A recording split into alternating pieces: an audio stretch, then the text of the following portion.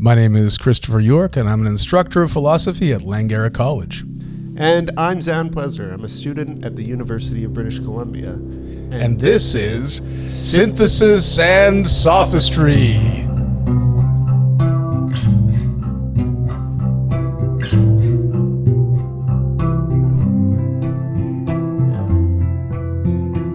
Hi everyone, today on Synthesis and Sophistry we're going to be discussing Boredom, Sport, and Games, an article by J.S. Russell, and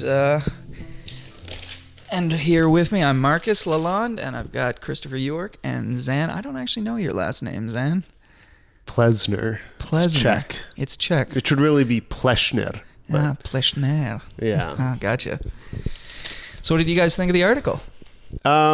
Just pre-recording, I was saying that this is probably my favorite one that we've read so far. I think, he's doing more of what he does, where he draws on multiple traditions in philosophy, cites different thinkers, but also draws from empirical data.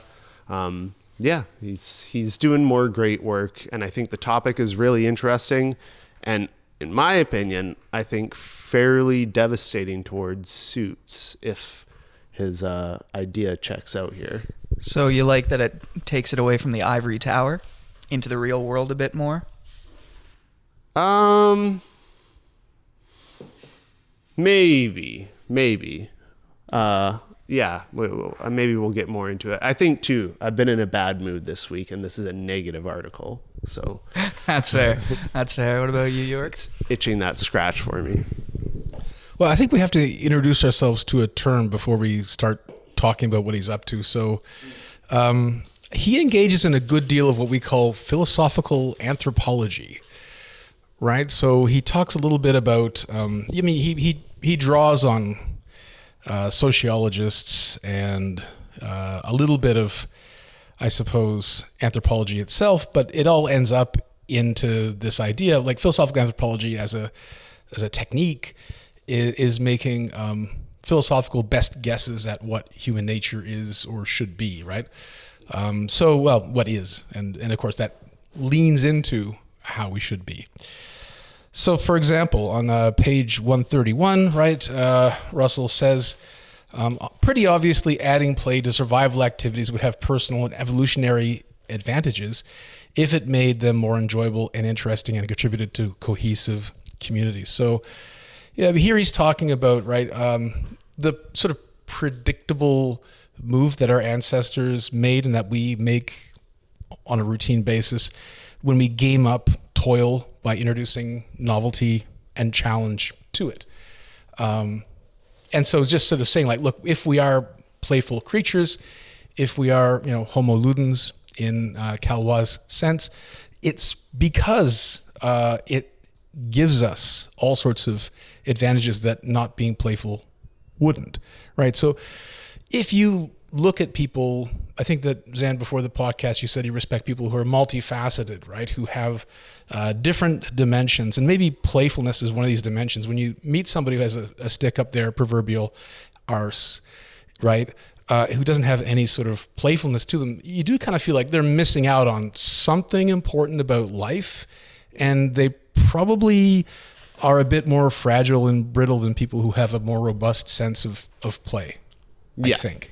Yeah, definitely. I think too that kind of goes back to his concept that he introduced a few articles ago, responsive openness, where people who are more playful probably aren't going to make so much of being bad at things. Like, again, we were talking about how both Russell and I are noodlers on guitar. And I think a lot of times in trying out these new activities, you kind of have to be okay with not being good at them. And I think that you need to go in with a playful attitude with those sort of things.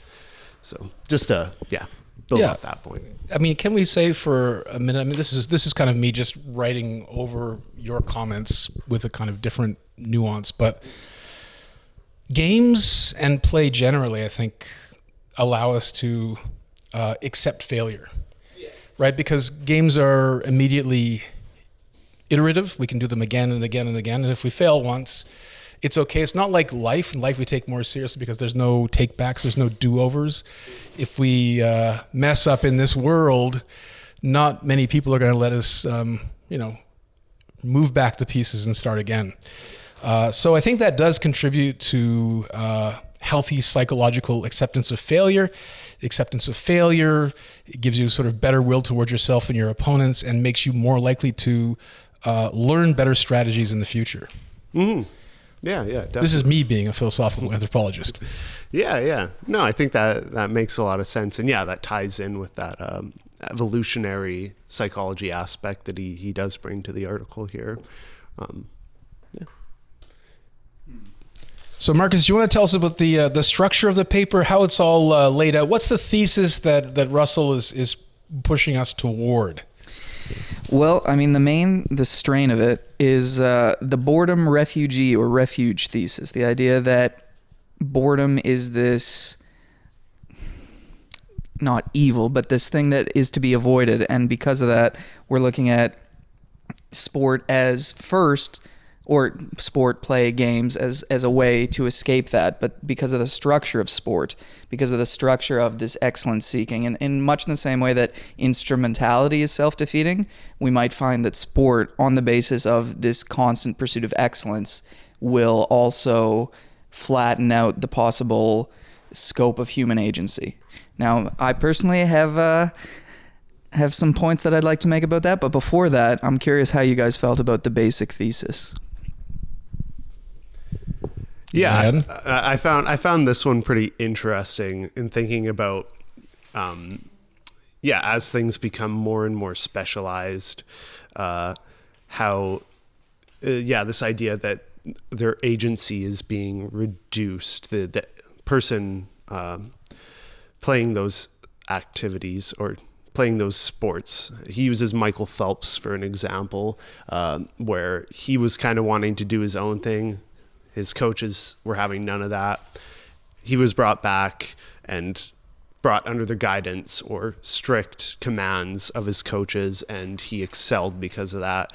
Because swimming is such a competitive field where there's not a lot of chance involved. I think you brought this up before, Marcus. It is very much reliant on the agent. So for his different options around him, I think it made it so that he was less able to make meaningful options. And I think if you expand this out to kind of reductio ad absurdum, I think the reason that it's worrying for Suits' utopia for me is because really, at the end of the day, if you go far enough and you have an eternity of playing games, everything just becomes tic-tac-toe. Yeah, and I think that's a really good point, that in the same way that swimming is such a perfect, competitive swimming is such a perfect measure of who is a faster swimmer, that if all games and all sports get solved, quote unquote, to such a degree that it is purely just mechanical pursuit in the same way that swimming or running seems to be, that the scope of possible human expression is reduced because of that. Chris? Yeah, I mean, as always, let's go back to the text and look at the passage which kind of brings out the point that Marcus is making. This is on 134 of Boredom, Sport, and Games. Russell writes, a simple and general way of putting this type of development is that the novelty of truly exceptional achievements in relation to peers' achievements is reduced as a byproduct of athletic achievement or progress. Gould puts this evolution elegantly, if with a flourish of hyperbole, when he writes, "No one soars above the commonplace anymore. General advance brings declining variation. Heroes are extinct." Right? And so that's pretty dramatic. But what he's talking about is the so-called right wall of human limits problem, described by Gould in his book. So in that, right, he tries to show that in the past, right, there was sort of more variation amongst the best players in the world, and as the history of the sport kind of moves towards the present, you see that the variation in professional play, at least, is greatly reduced. And that's not just because people are learning how to become physically, let's say, maximized in a sort of scientific way and in a training way, but it's also the best practices and dominant strategies develop over time, are discovered and accepted as the standards of the sport. And so the efficiency becomes the dominant value over all others in the training and the playing of sports. Yeah, absolutely. I loved all the references to baseball in this article because I'm a huge baseball fan. And absolutely, in 1919, Babe Ruth was considered almost a freak because he did, get this, exercise outside of baseball. Nowadays, can you imagine a professional athlete making, Juan Soto is making $51 million a year for the next 15 years. Can you imagine if he didn't take an hour or two in the gym every other day?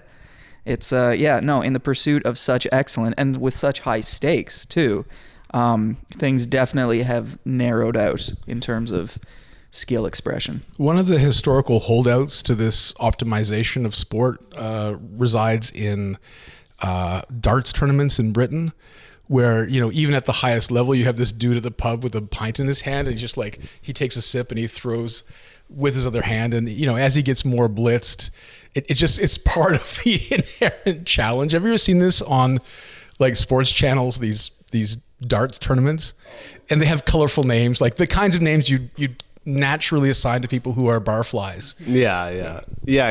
I guess everyone's doping in a sense with alcohol. Well, reverse doping, right? Everyone's doping down instead of doping up. Well, yeah, maybe for darts, I don't know. At least for Actually, me, maybe it's just because I enjoy drinking beer and playing darts rather than just playing darts. But if you're an alcoholic and you need that alcohol, maybe it is doping up. Maybe I spoke too soon. Or maybe it's just about, the performance enhancing drinks taking the edge off, putting you in a perfect ideal where you're not, to bring it back to striving, where you're not over striving as Russell once discussed. You're just in that zone, you're in that golden area. It takes out the yips, right? Takes away the yips. The overthinking that results in suboptimal performance. Maybe we should all sports athletes should have a nice stiff drink before they perform. Or, Doc Ellis threw a perfect game, or maybe it was a no-hitter on LSD. That's one of the all-time stories of baseball. Yeah, and I guess that kind of like goes into the Babe Ruth thing, right? Where like everyone was smoking back then, nobody exercised. They were very much not optimal because of these sort of, different culture that went around it. And I guess like that's part of his concern here, right? Where the culture of sports inevitably just becomes about efficiency. Yeah, and that's definitely found in the evidence. Moneyball is probably something that a lot of people are going to be familiar with. The dogged, what is baseball, right? It's you're trying to get the most runs. That's how you win. So optimizing for runs in every way that you can, rather than any other superfluous element, is going to take away some of your variation, your people who are doing things a different way. Now, a big part of this narrowing of variation was discussed by Russell, or at least I read it this way, as a minimization of human agency, a minimization, I guess, of the scope of possibilities that we can express our humanity within the sport, baseball, football, whatever. Before, I want to dig deeper into that idea, but first I wanted to know your guys' thoughts about that specific element of human agency and whether or not it's reduced and how it relates to the right wall of possibility of human potential. Yeah, I guess for me, like, it definitely seems to track, especially like, again, I've been playing a fair bit of chess lately, and like chess is solved, right? If you want to play like the perfect game, you just follow what the computer tells you to do. And I think, Moneyball is a great example of that. And Yeah, it seems like the choices are narrower. And he says, like there might be, forget where he says it in the article, but I know he does. There can be kind of like second level of like human agency where like maybe people are like creating better drugs in order, if like we just say, all right, everyone's allowed to dope, or like technology becomes like a part of the sport, right? Where eventually you're going to get either, whether it's like bean counters or like biologists, that might become the new game, but that's different from the person actually engaging in it. That kind of agency, I think.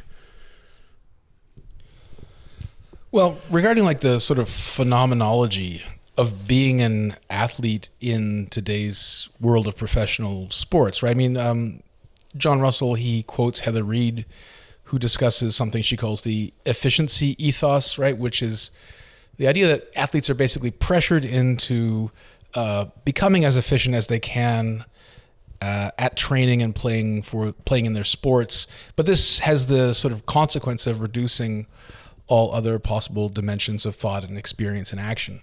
So there's a lot less agency on the table for today's athletes. But I think that Russell had an interesting retort. Like, it's one thing to sort of just complain about that reduction of, let's say, agency. And it's another thing to say, well, if you de-emphasize that, there really is a consequence, which is that sports takes a step backwards, right?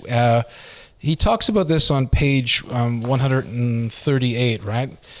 I'm just going to read it. The quote middle down on the page, he says, the problem is that humanizing and improving the moral qualities of sport so that it moves away from the efficiency ethos in ways that Reed envisages will almost certainly come at a regressive cost in athletic achievement.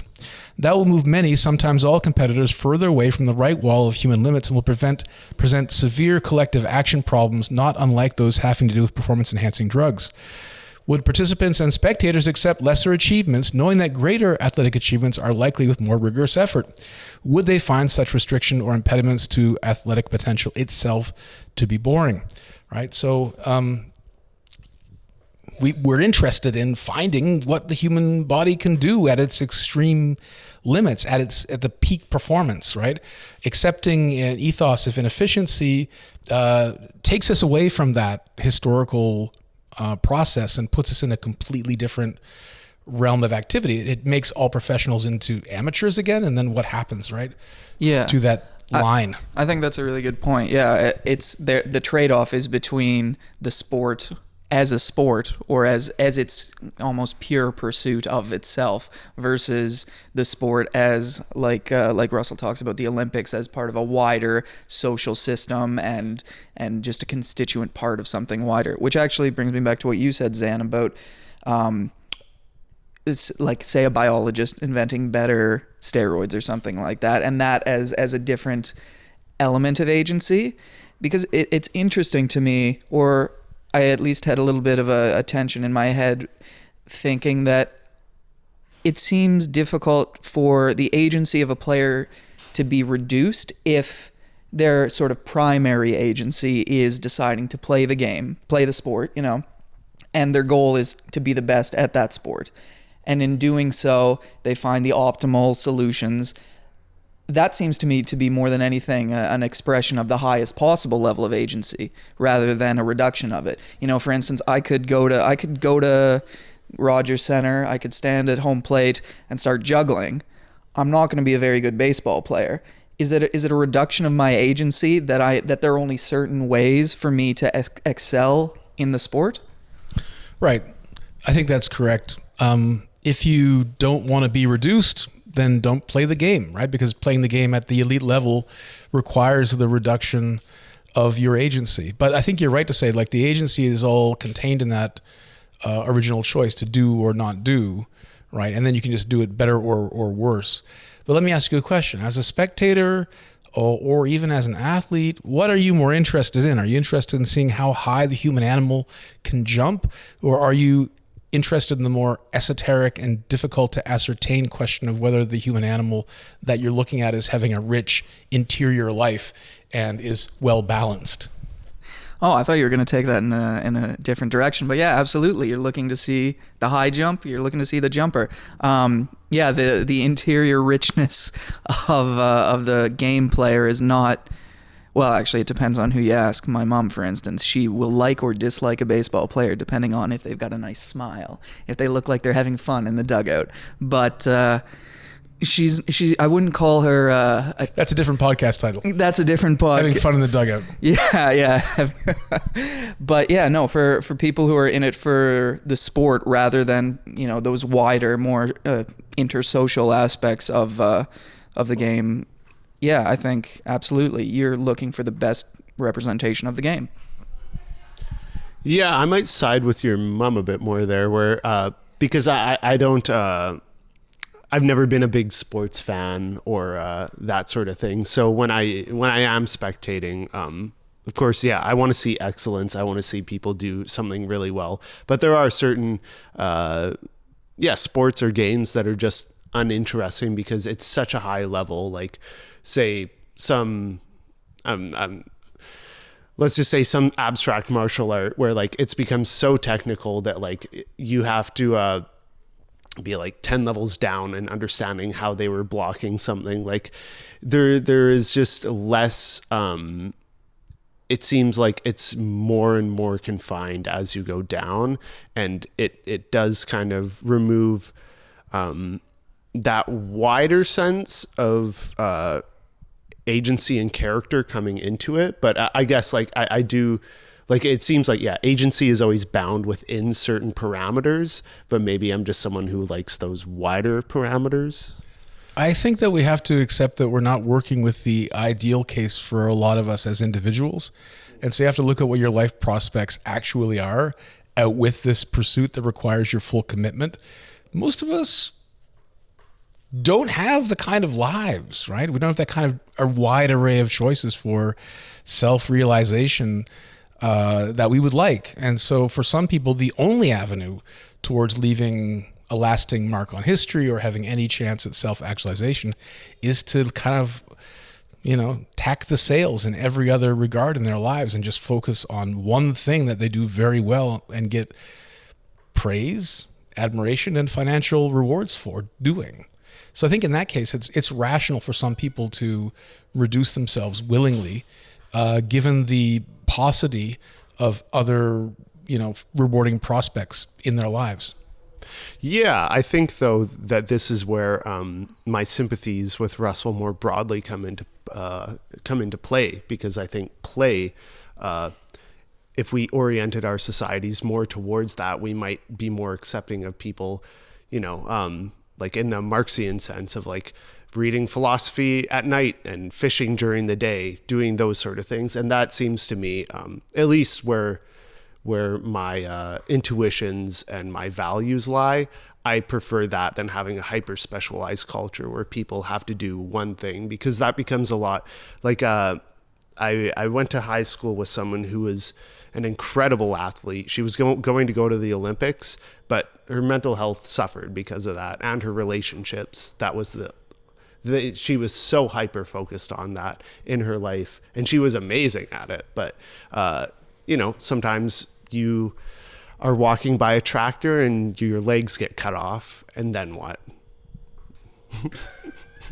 This didn't happen to her, but I'm just saying, right? If you're playing soccer all your life and you overvalue it, right, then right. It's like if you put all your money into one stock, exactly, and the stock goes bust. And I think societally that's what we do a lot of the time.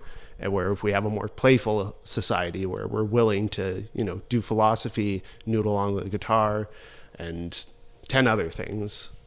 Yeah, I think that no matter which side of this divide you come down on, we have to praise Russell's paper for making this distinction so clear, right? Is that, you head down one path towards specialization, and that leads to something that I'd like to call species achievements, right? Like where you have humans that are so hyper focused that they can do things that nobody else can do simply because certain achievements require intense focus. And on the other hand, you have a path towards, let's call it generalization, where you have a more well-balanced individual, but the overall, let's say, host of species achievements remains unrealized. Yeah, I think the reason I would probably value the second more than the first is because the first kind of seems more abstract to me. We can look at these, great examples, but like if 1 in 10,000 people are able to achieve that, I would prefer to see a society where everyone has a greater level of well-being overall rather than those abstractions. Oh, I think you're absolutely off base about this. There's nothing abstract about a high jump record. Is very precise. Mm-hmm. You can measure it to the millimeter. Yeah, right? Yeah. And so in that sense, like species achievements are the opposite of abstractions. What to me seems more like the abstraction is the sort of quality of life statement that you get from a generalist. Like, I had a really good day today. I did this, and this. And that seems to me harder to quantify and more abstract. Hard to quantify someone's level of well-being. Yeah, like you can't measure it to the millimeter, for example, right? You can sort of no. It's like the Glasgow pain index, right? I think it's is it the Glasgow pain index? I think it is. I know it's a Glasgow coma index. Perhaps the pain scale that nurses use is something different, but the pain scale that nurses use is based on like sort of like a 1 to 10 self-report of how bad is this injury. Right, and then you tell them. But the problem is that it's wildly inaccurate because our own understanding of our own pain varies so much from person to person. If you're used to dealing with chronic pain, you might rate something a 3, whereas somebody who's not used to chronic pain might rate it as a 7 or an 8, in which case you sort of get the wrong level of triage and treatment. But all that aside, let's say that like general well-being is the kind of thing like you know it when you see it, but it's very hard to know why you know it when you see it. Can you expand on that a bit more? Right. So let's say you can tell somebody's lying, right? You just know it. You just know it from your very core. But maybe if you're not trained in looking for the cues, you don't know why you know that the person is lying. So in that case, it's hard for the person in that position of ignorance to quantify why it is that they know that they're being lied to. But in actuality, they are, right? But I mean, it's very difficult to like, if the person isn't educated in the cues, they can't explain to you why it is they have that knowledge. Right? Yeah, okay. And in the same way, if people report like, I'm having a great life, and they're unable, let's say because they don't know what the component parts of that great life are, and they can't break it down for you, but they know they're having a great life, right? But that seems very vague, right? Yeah. I'm having a great life. You say, well, what makes your life so great? Well, I don't know. I just feel that way. Yeah. I guess though that there are like things that like we can point to one life and another and say like, oh yeah, that is a better life to live than that one. I mean, there's huge variation there, but if someone's stuck in a white walled room eating mud all day for their whole life, I think we can safely say that that is a more depraved life than someone who makes their own choices. And I think a society that values giving more people more choices rather than having examples of very special people doing something. Again, I think that the reason I think that's abstract is because that's not the reality for most people. It may give us certain benchmarks, but those aren't applicable to most people's lives in a very concrete way. So it's almost like it's something that some people can have agency in, but other people can't. Like it's not everyone can be Babe Ruth or Michael Jordan. Not everybody's 6'6". Not everybody has this fast twitch muscle fibers, certain, composition and mental talents that make them the best at what they're at. And that's not something that anyone can just choose. So do you think that it's better to look at these more holistic, wider scope forms of agency rather than someone who is so dogmatically straight line, I'm going to this goal no matter what, I'm going to be the best? Yeah. I think that's, we'll probably. Okay. Yeah, no, I think that's reasonable. However, like I bristle at the idea that, for instance, a Michael Phelps or a Kobe Bryant or any of a near infinite amount of examples had their agency reduced in their pursuit of excellence, because it seems to me like they could have at any time chosen to swim a different way, to play baseball or basketball a different way. But, there are trade-offs like we're talking about. We were talking about general versus particular excellence. That's a trade-off. And if you want to be great at something, if you want to be the greatest baseball player, the only way to do that is being great at baseball. You're already limiting your agency within that. So I find it hard to accept the idea that their agency is being protracted rather than they're just deciding on one specific course rather than another. I think for me, the way that I think about agency, though, is directly tied with choice and the types of choices and amount of choices that you have available to you. And if there's only like 10 different options that you can pick that are rational or are going to get you to that perfected end, that's maybe less compelling or less of a chance to apply agency than something where you have 300 different choices. But to me, that there's some sort of fishy reasoning in the background there. It's kind of like saying I've got 300 possible choices of the fake nails I could put on the end of my fingers, and therefore I want to stay in the position where I have the most choices, so therefore I don't get any fake nails, right? Whereas if I just picked one path and got the perfect set of fake nails for me, I'd be optimally happy with my manicure.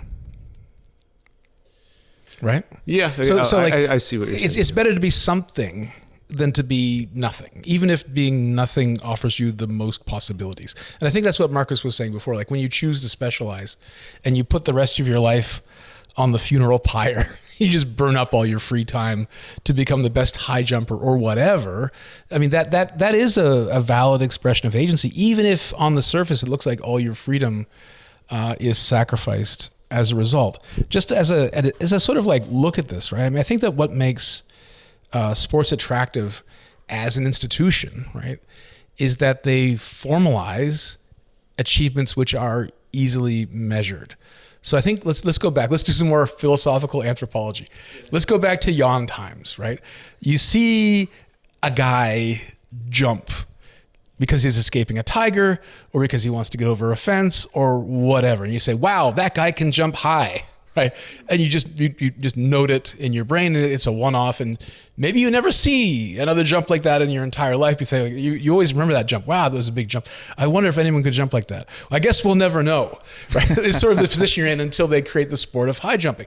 Once you create the institution of high jumping, then you have records, right? It enables a certain kind of engagement with an activity that leads to its pursuit at a more serious level, right? So in other words, the institutions of games enable a certain kind of activity. The critique of that, which is given by Gould, right, is that eventually it turns into a sort of rote kind of behavior. So we've gone from like one-off stuntsmanship to a kind of professional institution that, eventually reduces the amount of meaningful activity that an athlete can participate in. And what's the remedy for all of this, right? So it looks like the only remedy that we're left with is to kind of keep changing the goalposts by changing the fundamental rules of the game. So here's where, gamesmiths or game designers or game rights, whatever you want to call them, come into the scene, right? So when a sport gets boring, when you see that it's not engaging the players or the spectators or whoever, you start to change the activity based on the feedback that you're getting, and you make the goal more or less achievable, right, in order to sort of like create good pressure within the activity. But that's a kind of art, right? That's not really a science. That's just like, what do people seem to find relatively difficult or relatively easy, and how can I adjust the activity to, account for that? Absolutely, yeah. He discusses baseball and the changing rules, which, by the way, have been excellent for the game, make it far more interesting. But there's a really, the division, or a super important division in this article, is the division between agency, boredom, striving, all these terms that we've been discussing for the past few weeks, as a player versus as a spectator. And definitely it's the case that spectators and players have different goals.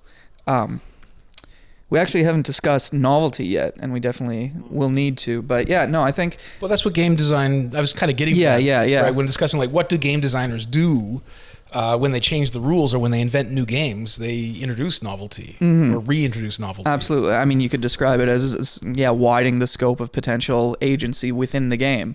But I think I know that I'm harping on this point so hard, but I think it's really important to remember that we're talking about agency within a game or not within a game.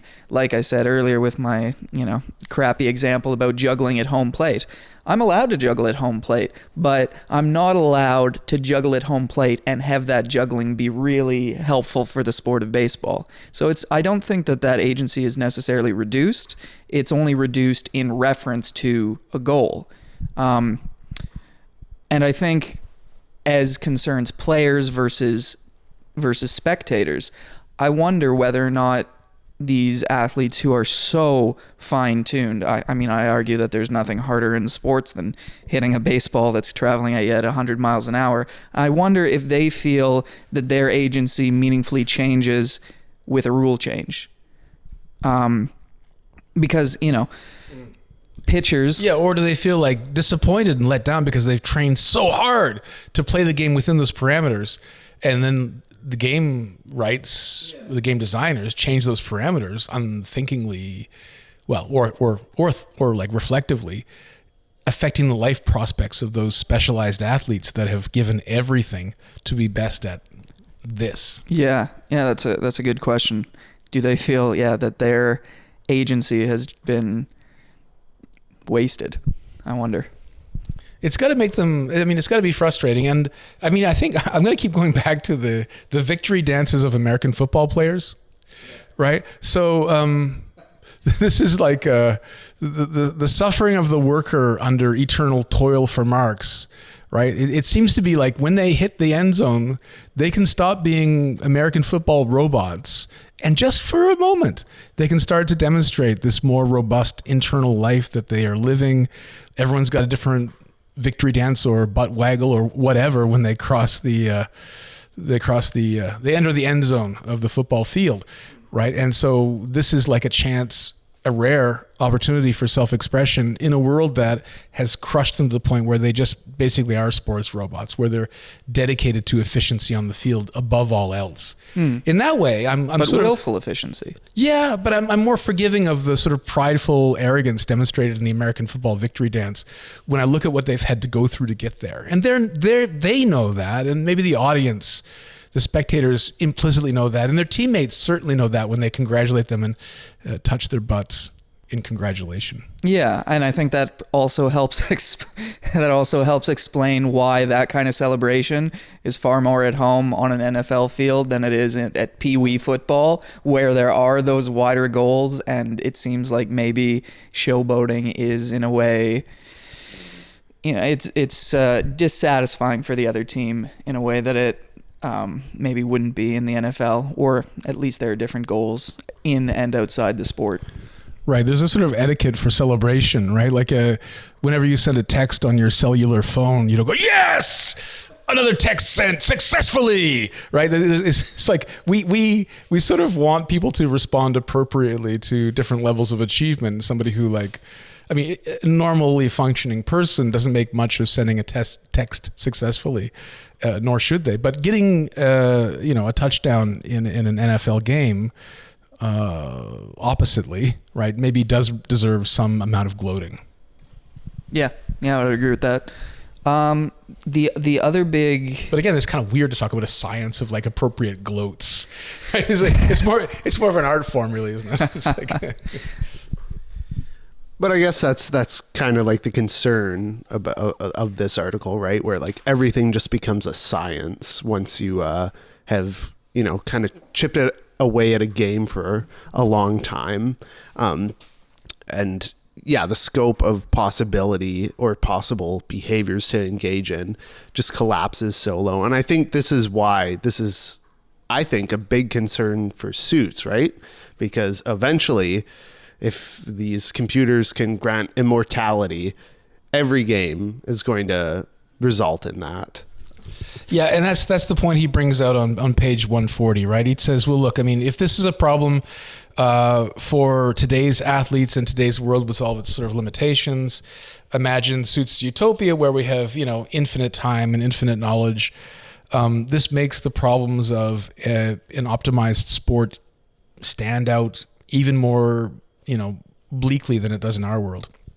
However, what he doesn't talk about is that maybe the solutions are easier too, right? And that, we can just make more and better games more easily in that environment where, instrumental actions aren't required than in today's world where every time we think about a game and work to improve a game takes energy away from actions that most people would agree are more urgently required of us from a moral point of view.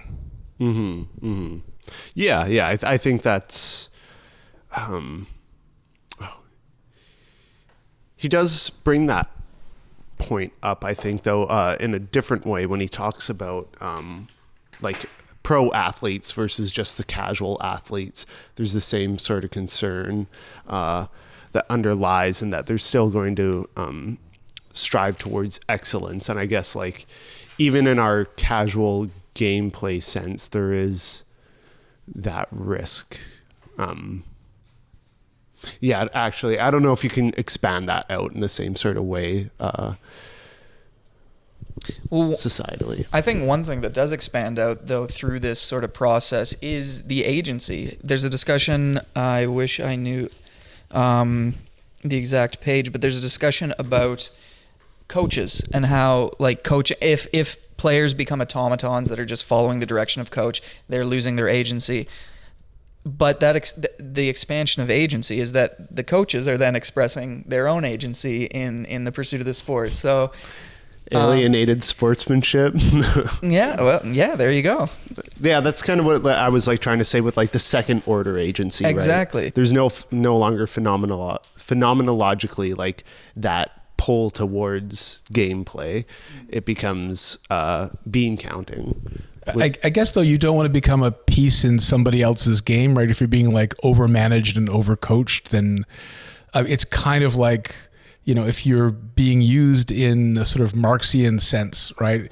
I mean, the workers get Phelpsed. The workers don't have much agency, but the factory owners have tons of agency, right? So in a way, like, human agency is boosted, but only in a select group, right? If pro athleticism becomes all about agency for the coaches, then it's really a game for coaches and not for athletes, which probably is problematic because we don't, on a Kantian sense, we don't want to use other people as means to our ends. Yeah, absolutely. Yeah, no, and I can't remember if it's this article or the article we're discussing next week, but talks about exactly that. This work that isn't properly compensated steals the agency from the workers. Oh, darn. I had a point on the tip of my tongue and I just lost it.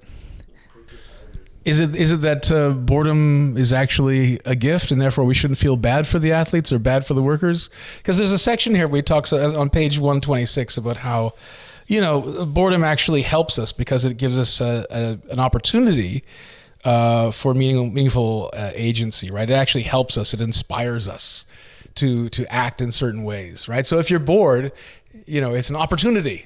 It's not a problem, really. Yeah. So maybe it's good to bore people. Well, I think with this podcast. I think he qualifies. Sorry, cheap shot. No. I think he scored my own goal. He qualifies boredom, though, right? It's a certain kind of boredom, where he talks like if we're locked in a room and we're not there voluntarily and there's nothing to do. It might be in the other article actually that he talks about it, but that we're going to. I think it's in this one. It's like if you're locked in a situation where there is no escape, you're in a sort of what he calls the desire conundrum.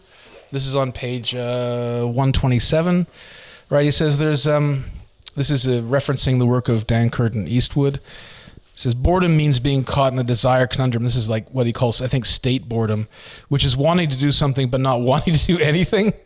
The conundrum of boredom is that our agency desires meaningful engagement of our mental capacities, but nothing that is currently available is appealing. And so boredom occurs when our mental capacities, our skills and talents lay idle. An example would be finding oneself stuck in an unfulfilling job. We've all been there, without interesting challenges, desiring to be otherwise engaged, but not recognizing any available options. But presumably that's an occasion for us to think about how else we would rather spend our time, right? And therefore improve our lot in life. So even here, I think in this state boredom, it's an opportunity to reflect on our goals and our activities and how these might be differently aligned to provide ourselves with more meaningful points of engagement.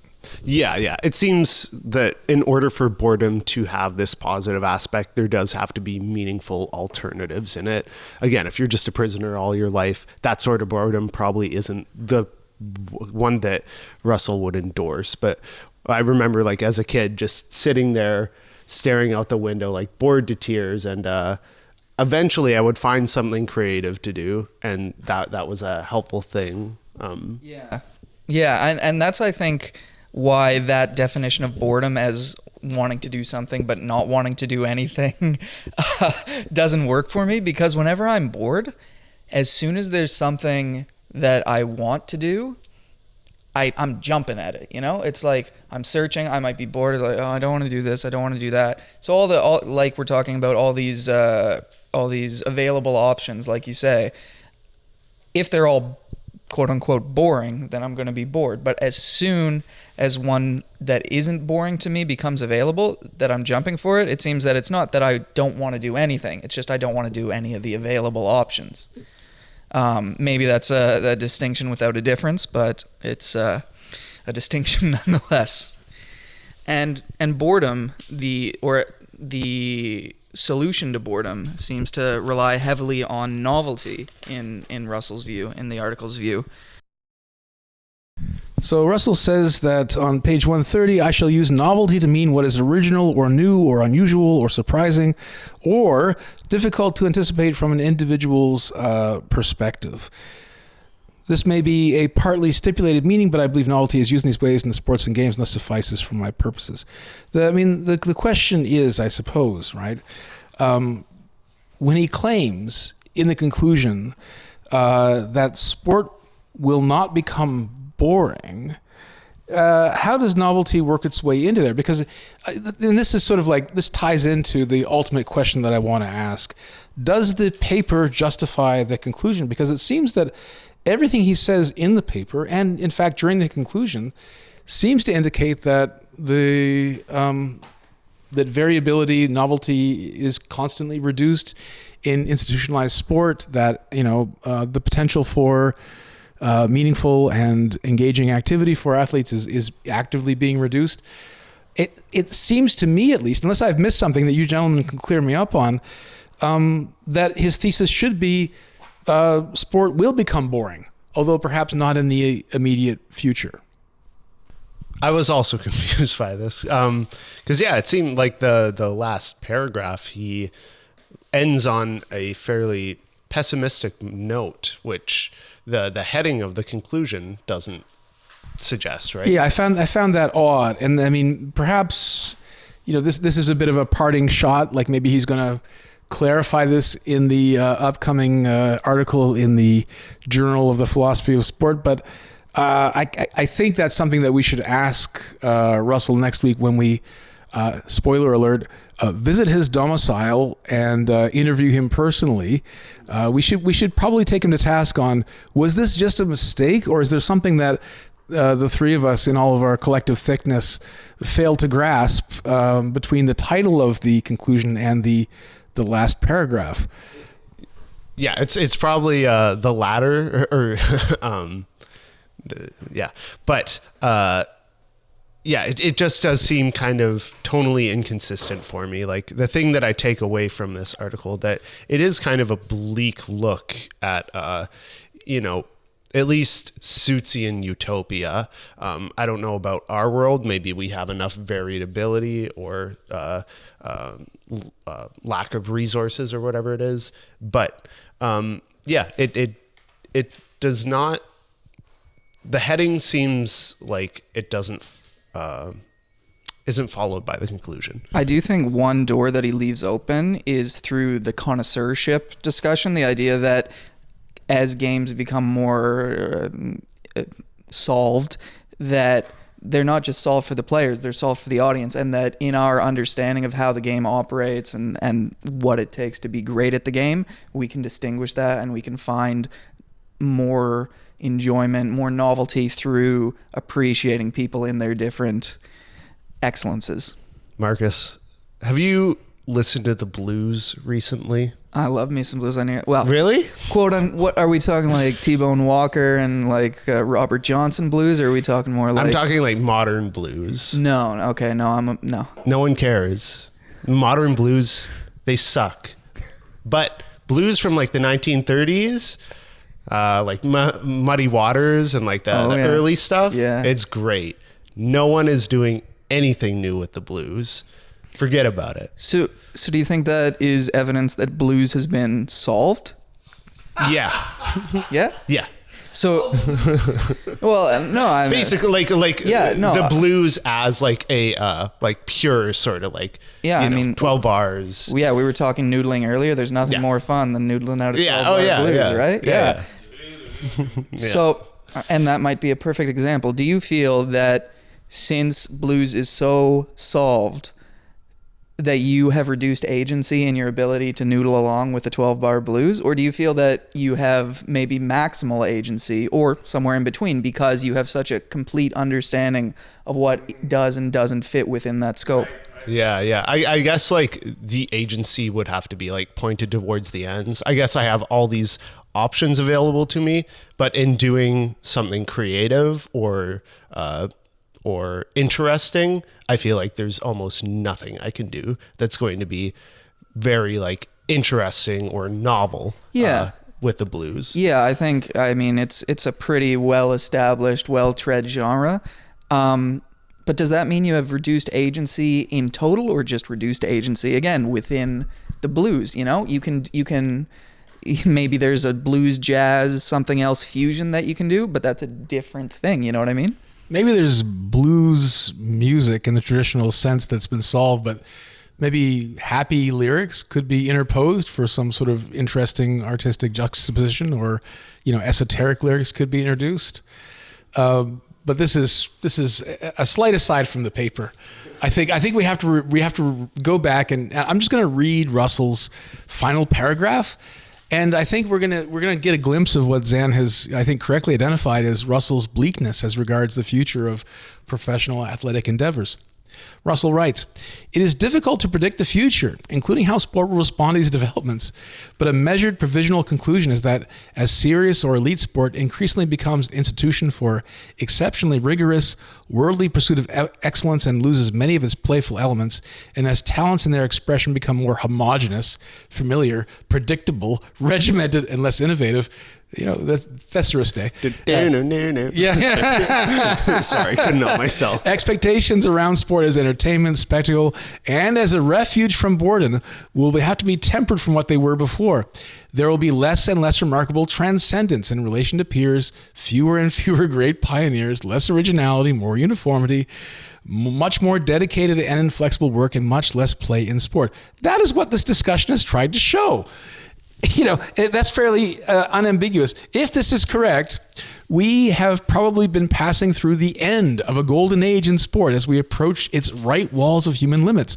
We should enjoy it because there are good reasons to think it will not last. Now, I'm going to assume that, you know, because of that unambiguous declaration at the end, that conclusion should be titled, "Sport Will Become Boring." Maybe he was being sarcastic because maybe he meant to go back and edit. Again, we'll have to ask. One word really changes. Yeah. Like if you just like edit out the word "not" here, it comes into perfect consistency. Now, I have had, as being acknowledged as someone who has given comments on this paper, I can tell you that in the earlier draft version, the conclusion was still sport will not become boring.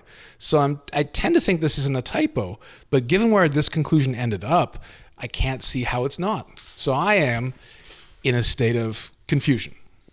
Well, I mean, he may be talking about it will not become boring in total as a whole, but in comparison with the wider, more variable version of sport that we have now, or I mean, moving back, baseball now is still interesting, but maybe not as interesting as it was with the big red machine in the 70s and 80s or something with more variety. Do you know what that sounds like to me, Marcus? We've just been through Valentine's Day, and instead of saying to your loved one, my love for you is undying, you say to them, my love for you will never end, but it will get increasingly attenuated to a point of disappearing in the future. My love for you will asymptotically approach zero, but it will never get there. It will never completely fade. Is that a consolation to the person who is loved? Is that a consolation for the sports lover who's hoping for this very, again, not very robust sense of sport not being boring being the case? Because it certainly seems like it's going to approach boredom infinitely. Yeah. And never get more exciting. I think that might be the case for an individual sport in the same way that maybe blues, as we're talking about, has been solved, but there may be through the process, through the game rights, working on, making things interesting, making things more novel. Because if sport is, as the article suggests, the refuge from boredom, or a refuge from boredom, then what's the solution to each sport becoming more and more solved?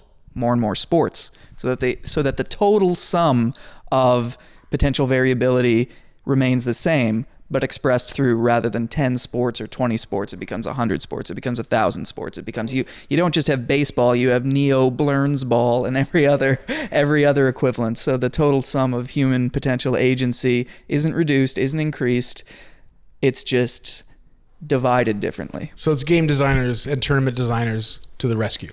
Could be.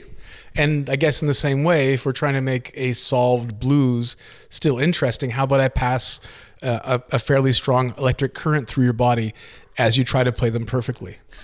Right? And all of a sudden we've reintroduced novelty, difficulty, engagement. Exactly. Talk about the blues a is new alive kind again. of electric rock. Eh? The blues is alive again. Does that make for an interesting experience, though? Or a novel experience? And maybe it's novel, but how long does that last? We'll have to try and find out, I guess, is the only answer. Yeah, I guess while we're getting close to wrapping up, one thing I wanted to ask, because I think, the implications for this are fairly bleak, especially for a utopian, Suits' utopia. Could this be mitigated by maybe creating games that you up the amount of chance and randomness within it, so that it's not just or the amount of the people playing in it, their control over the game is a lot less? I'm so glad you brought that up, because I was about to ask, what about poker? Poker, like chess, essentially solved, but the novelty in it, much like is discussed at one point, is in this specific situation happening now with these people around the room. So it's not something that's not expected, but it's something that you still need to approach as though it's something new. I think that there's an interesting space in there, in that, chance, it's novelty within non-novelty. There's, I mean, in the same way that, there are 1,000 different ways that a baseball can cross the strike zone. All of them are known, but there's still novelty in the application of a specific situation or a specific pitch in a specific situation. So I wonder if we truly need novelty, if maybe it's the case that as Russell says, that in a way all experiences are novel, nothing happens exactly the same way twice, and we're just looking for relative novelty, but not absolute novelty.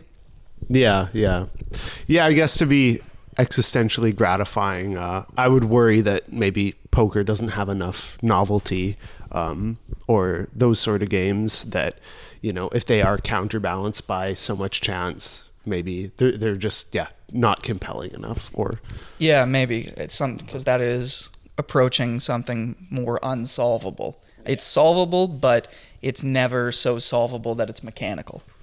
Well, Now that I say that, it is kind of mechanical. It's mathematical. I don't know what the answer is. If you believe there is a such thing as a correct play in poker, then it is mathematically solvable. Although I think that what we're talking about is whether or not certain poker stars are going to surprise you with their, let's say, low probability plays that end up paying off. But in those cases, we want to say they didn't play correctly. It happened to it happened to turn their way. Yeah, but we don't want to. We don't want to say that an activity which relies on flukes for its ultimate outcome is an activity we want to say is deeply valuable, meaningful. Think about this: like poker had its heyday, and now I think the gleam is a bit off of it as an activity. Right, for about 10 years, poker was really hot. Everyone wanted to play poker, and I think now it's slightly disfavored.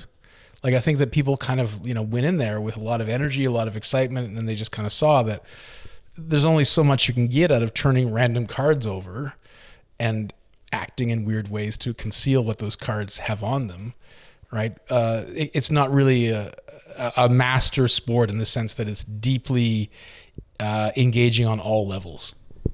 Yeah, no, that's potentially the case. I know that when I play poker, I have as much fun, if not more, with the novelty of this friend of mine sitting next to me is acting in a way that I'm not really sure what it means. Even if I've known the guy for years, I don't get what he's trying to do. So the novelty is in each other. The novelty is in the pitcher opposing the hitter. The novelty is in the defense opposing the offense.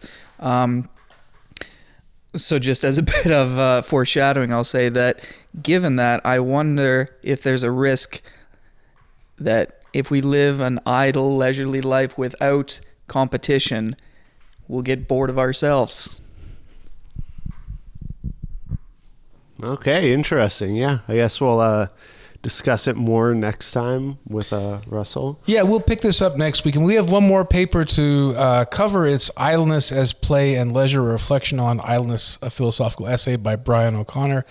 It's a paper by Russell's that wasn't originally on our radar. And in fact, we picked it up out of the bibliography of one of Russell's own papers. Pro tip, if you're a philosopher, never hurts to reference your own works. If you want your audience to sort of draw a thread between your various works, and there's a chapter that, is hard to find, yeah, I think it's okay to draw reference to it. People might find it self-congratulatory or self-aggrandizing, but yeah, think about the meme of Obama giving himself the medal. This happens a lot in academia. I think that this is one of the cases where it's not shameful. It brought up a piece of literature that's going to help us. It's I suppose it's a bit of a keystone to our series on Russell. It'll be discussed with Russell himself. I'm glad we're giving it a separate treatment because I think that this paper was rich enough to basically sustain more than an hour of discussion already. So I think perhaps it was the right call to give this paper its own episode.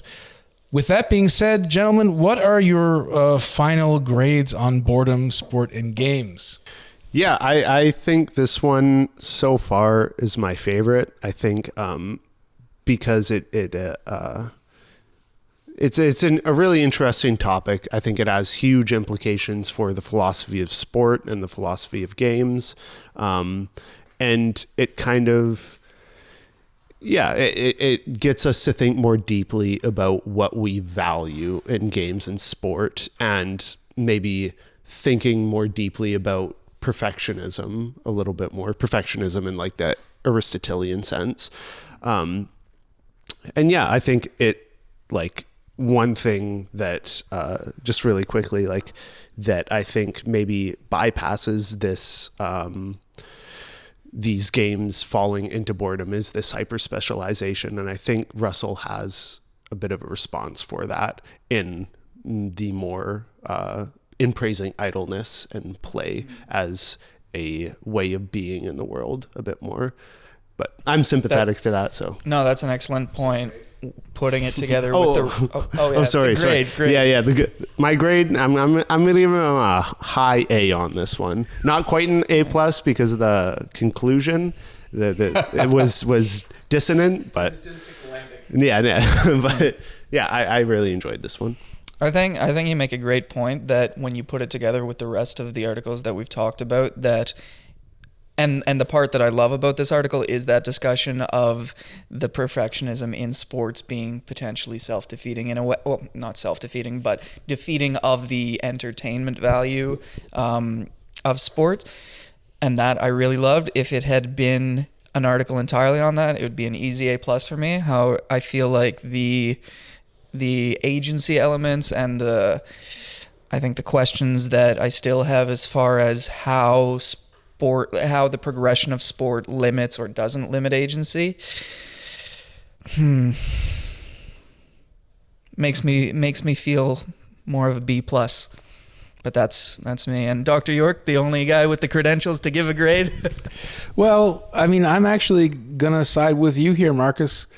Because, as Zan pointed out, he doesn't stick the landing, right? His conclusion doesn't match with the title of what his conclusion says it should be. He takes us in the beginning through a discussion of like games as boredom refuges. Then he talks about how boredom helps and inspires. Then he talks about how novelty's important. Then he gives us this distinction between, or this dialectic, I should say, between the professionalization of sports and the novelty that game designers can reintroduce. There's a lot of great ideas here. I just feel like they're not hung together as carefully as I would like, right? I think that's the thing. It's like it's a tour de force in terms of like combining original insights and carefully collecting various academic sources on the topics of boredom and novelty, sports and games, all this stuff. I feel like there's somewhere else this has to go. I feel like this is not the ultimate destination for this line of thought. I feel like there's at least one more paper in this that needs to arrive at a stronger, more, let's say, intriguing and clear conclusion. So I think for that reason, even though it does have lots of virtues as a paper, I think it has to stay in the B+ realm. Yeah. I think reading between the lines, squinting a little bit, being as charitable as possible to Russell's thought and considering it within that makes it stand out. But on its own, yeah, it's missing a little something, maybe. Well, join us next week as we conclude this series on the work of John Russell, where we confront the dragon in his den. We discuss his final essay on this thread, Idleness is Play and Leisure. Thank you, gentlemen, for your time, and we look forward to joining you again there and then. I'm excited for next week. See you guys there.